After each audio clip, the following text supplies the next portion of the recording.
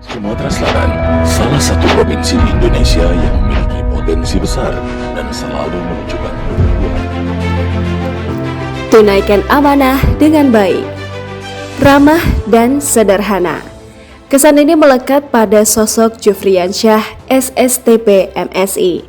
Pria kelahiran 31 Desember 1991 adalah camat di wilayah Gandus, camat termuda di kota Palembang.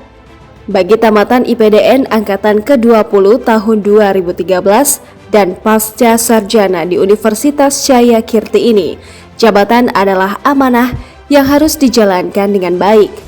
Karena pejabat daerah baginya merupakan pelayan masyarakat yang harus menaati aturan-aturan yang berlaku. Assalamualaikum warahmatullahi wabarakatuh.